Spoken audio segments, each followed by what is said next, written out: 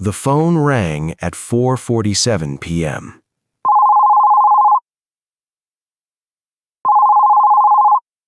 Exactly 3 hours after we'd lowered my father into the ground. I was standing in my childhood bedroom, still wearing my funeral clothes, when I saw the name on the screen, Gerald Hutchins, Esquire, my father's lawyer. If you love stories where patience and observation reveal shocking truths, hit like and subscribe and turn on notifications. More stories like this are coming. I remember thinking it was odd timing. Everything legal had supposedly been settled weeks ago.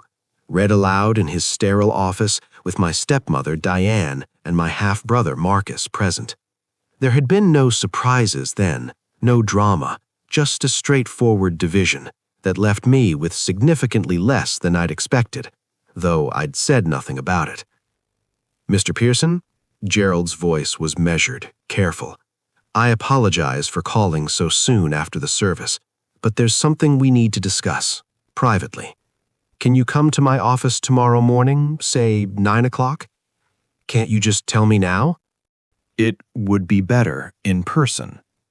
And, Mr. Pearson, I need to ask that you not mention this call to your family. Not yet." I hung up feeling hollowed out and confused. Through the window, I could see cars still lined up along the street. Downstairs, the house was full of people I barely recognized, eating catered food and speaking in those hushed, performative tones people use around death. I'd slipped away 20 minutes earlier, and no one had noticed. The funeral itself had been exactly what I'd expected. Diane had organized everything with meticulous precision, choosing flowers my father had never liked and music he'd never listened to. She'd stood at the front of the church with Marcus beside her, both of them dressed impeccably, receiving condolences with practiced grace. I'd stood 3 feet away, part of the family portrait, but somehow separate from it. People had shaken my hand with distant politeness. A few had said things like, "Your father spoke of you," which felt more like an obligation than a truth.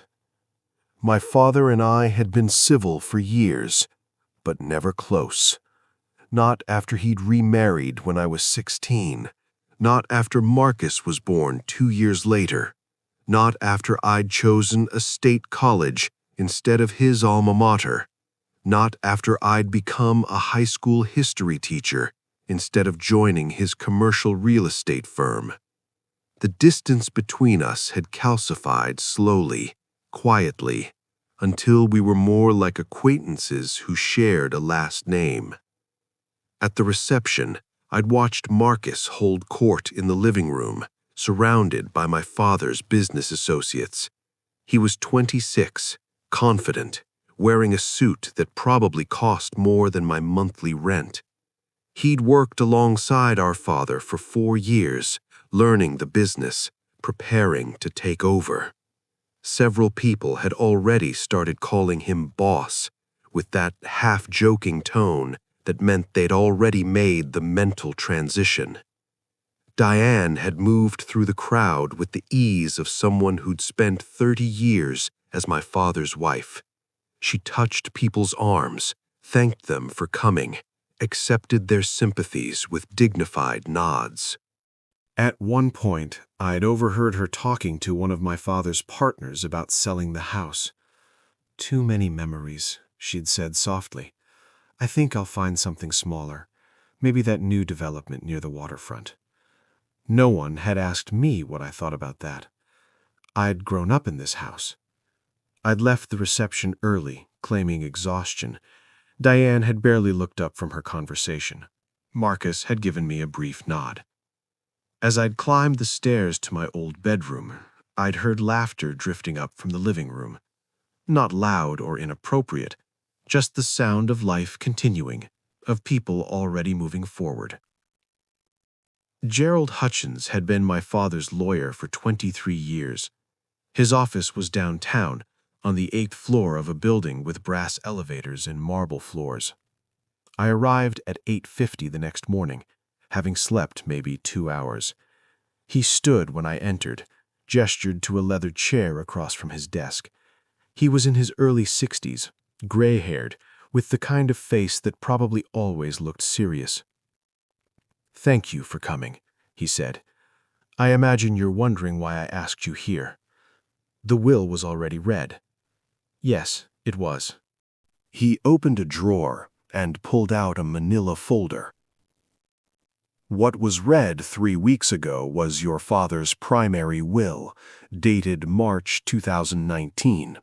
Standard distribution of assets, the house and liquid assets to Diane, the business holdings split between her and Marcus as co-beneficiaries, with you receiving a flat sum of $50,000. I'd tried not to feel insulted by that number. $50,000 was nothing compared to what the business was worth, but I'd told myself it was his money, his choice. I'd told myself I didn't need his validation. Gerald slid a document across the desk. This is a codicil to that will, signed and notarized on September 8, 2024, 4 months ago. Your father came to me alone, without Diane or Marcus, which was unusual. He wanted to add specific conditions that would only be revealed after a 6-month waiting period following his death. I stared at the document without touching it. What kind of conditions? "The business," Gerald said quietly. "Your father changed the terms of ownership. The codicil states that while Diane retains co-ownership with Marcus for 6 months following his death, after that period, her shares transfer to you. Additionally, there's a sealed letter he wrote to be delivered to you on that same date. He was very specific about the timing." The words didn't make sense at first. I read them again. Why would he do that? I asked him the same question. He told me he needed to see what would happen in his absence. He said, and these were his exact words, "I need to know if my concerns are justified or if I'm just being paranoid in my old age." Gerald's expression softened slightly. "Your father was a careful man, Mr. Pearson. He didn't make impulsive decisions. Whatever he suspected, he wanted confirmation before acting on it." Suspected about what? He didn't say, but he made it clear that you were not to know about this until the 6 months had passed. He wanted you to observe naturally without influence. He also included a clause stating that if you revealed this information prematurely, the codicil would be voided and the original terms would stand. I felt something cold settle in my chest. So I have to just wait and say nothing? For 6 more months, yes, until June 14th. After that date, the transfer is automatic and legally binding. Diane and Marcus will be notified by mail. He paused. Your father also specified that during this period, you should be given limited access to business records if you request it. He wanted you to have the opportunity to understand what you'd be inheriting. I sat back in the chair, trying to process this. Does anyone else know about this? Only me, and now you. Your father was adamant about confidentiality. Gerald's eyes held mine. I'll be honest with you, Mr. Pearson. In all my years practicing law, I've rarely seen a setup like this.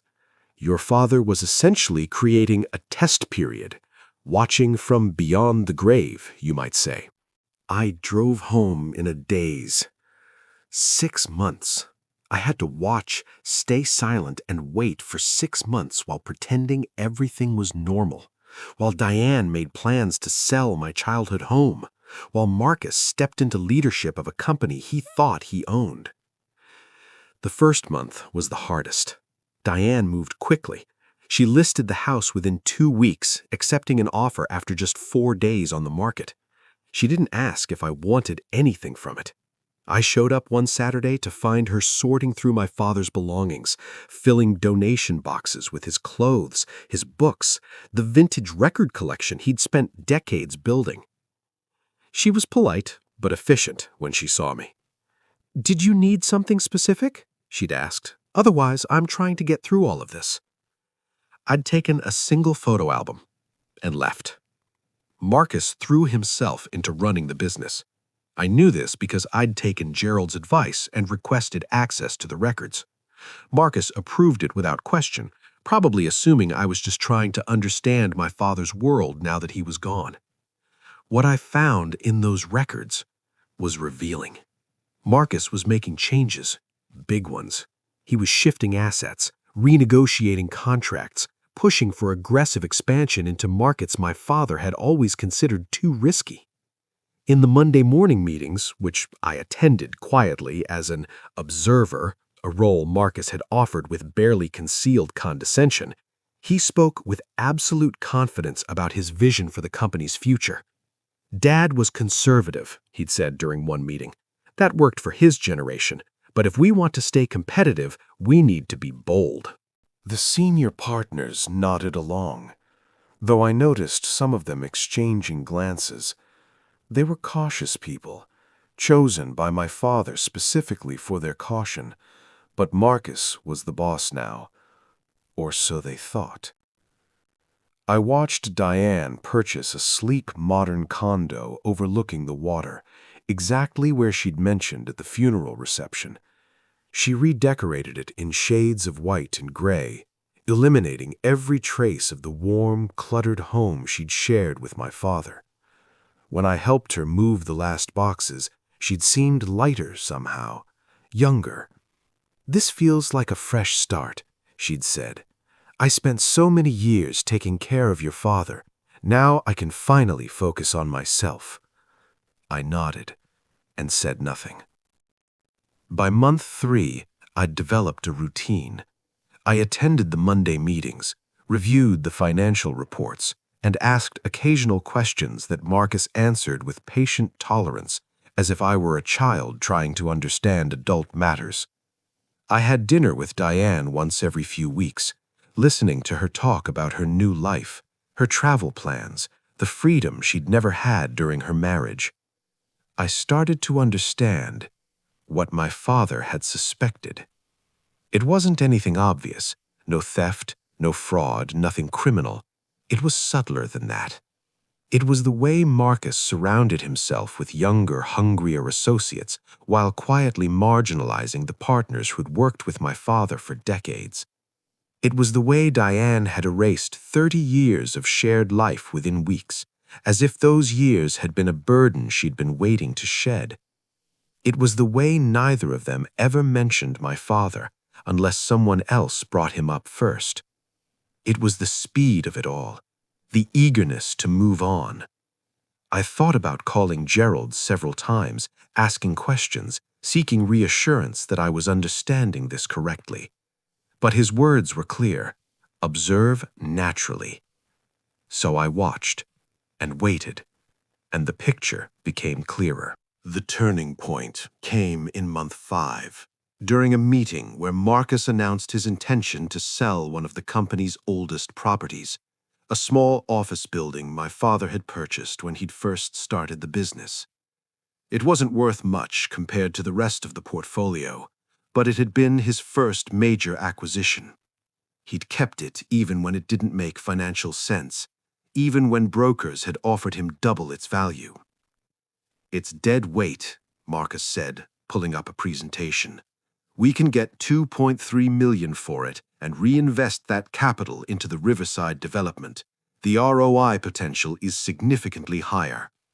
One of the senior partners, a man named Robert Chen, who'd worked with my father since the 80s, cleared his throat. "Marcus, your father had specific feelings about that property." "My father isn't here anymore," Marcus said, not unkindly. "I appreciate the sentimentality, Robert, but we're running a business, not a museum." Robert looked at me then, something unreadable in his expression. I kept my face neutral and said nothing. The vote passed. The property was listed the following week. June 14th arrived on a Thursday. I received a call from Gerald at 8 a.m. The notification letters were sent by courier this morning. Diane and Marcus should receive them within the hour. I'd suggest you make yourself available. I was sitting in my apartment, drinking coffee, when my phone started ringing. Marcus first, then Diane, then Marcus again. I let them go to voicemail. I listened to Marcus's messages in sequence. The first was confused, asking me to call him back. The second was angry, demanding to know what was happening. The third was quiet, controlled, and ended with, "We need to talk, today." Diane left only one message. Her voice was tight, strained. "I don't understand what's happening. Please call me when you get this." I waited until noon before driving to the office. The conference room was packed. Marcus sat at the head of the table with Diane beside him. The senior partners lined the walls. Everyone looked at me when I entered. "What the hell is this?" Marcus held up the letter, his composure finally cracking. "You've known for 6 months? You've been sitting in these meetings knowing you were going to take everything." I didn't know, calmly, taking a seat, until the day after the funeral, and I was instructed not to tell anyone. Instructed by who? Dad is dead. By Dad, through Gerald. It was part of the codicil. Diane's hands were shaking slightly. Why would he do this? Why would he lie to us? He didn't lie. He just didn't tell you everything. I pulled out the sealed letter Gerald had given me that morning. I'd already read it 3 times. He left me an explanation. Would you like me to read it? The room went silent. I opened the envelope and began to read my father's words aloud. To my son, if you're reading this, 6 months have passed since my death. I hope you've used that time wisely, watching and learning. I've spent the last year of my life watching too, and what I saw worried me. I saw Marcus's ambition growing faster than his judgment. I saw Diane preparing for a life she couldn't wait to start. I'm not angry with them. People reveal who they are when they think no one's watching anymore. But I built this company on patience, on careful decisions, on understanding that quick money is different from lasting wealth. You were never interested in the business when I was alive, and I resented that for a long time. But I see now that you chose a different kind of wealth, teaching kids history, building something that matters beyond profit. I trust you to protect what I built better than those who only saw its value after I was gone. The company is yours if you want it. If you don't, sell it. But make that choice carefully, the way I taught you, even if you didn't realize I was teaching you. I'm sorry I wasn't a better father. I'm sorry I let distance become our inheritance. This is my attempt to correct that mistake. When I finished reading, no one spoke for a long time. Marcus's face had gone pale. He was testing us. He was observing, I corrected quietly, just like I was. Diane stood abruptly, gathering her purse. I need to go. She looked at me, something broken in her eyes. Did we fail? Is that what this was? I don't know, I said honestly. I don't think it was about failing. I think he just wanted to know the truth. She left without another word. Marcus stayed, staring at the letter in my hands. What are you going to do? He asked finally. I don't know yet, but I'm not going to decide today. I looked around the room at the senior partners, at Robert Chen, who was watching me with something like hope. Gerald will handle the legal transfer. After that, we'll talk, all of us, about what comes next. That was 3 months ago. I still teach history at Franklin High School. I attend board meetings on Tuesday evenings, and work with Robert to undo some of Marcus's more aggressive expansions. Marcus still works for the company, in a reduced role. He's angry, but he shows up. Diane and I have dinner once a month. We don't talk much about my father. The conversations are careful, polite, and sad. I bought back my father's first office building. It loses money every quarter, but I don't care. Sometimes people ask me if I feel vindicated, if there's satisfaction in proving I was the right choice. The truth is messier than that. I miss my father more now than I did when he died, because now I understand what he was trying to give me. Not just a business, but a lesson about patience, about waiting for the truth to reveal itself instead of forcing it into the light. The house where I grew up sold to a family with 3 kids. I drove past it last week and saw a swing set in the backyard. That felt right somehow, like the house got a second chance that my father and I never did. I keep his letter in my desk drawer. Some mornings I read it before heading to school. It reminds me that people are complicated, that inheritance isn't just about money, and that sometimes the greatest gift someone can give you is the space to discover who you are when they're not watching. My father spent his life building things meant to last. In the end, he was trying to teach me to do the same. It just took me 6 months of silence to understand that. The lawyer called me after the funeral, and what he revealed didn't change everything. It just helped me see what was already there, hidden in plain sight, waiting for someone patient enough to look.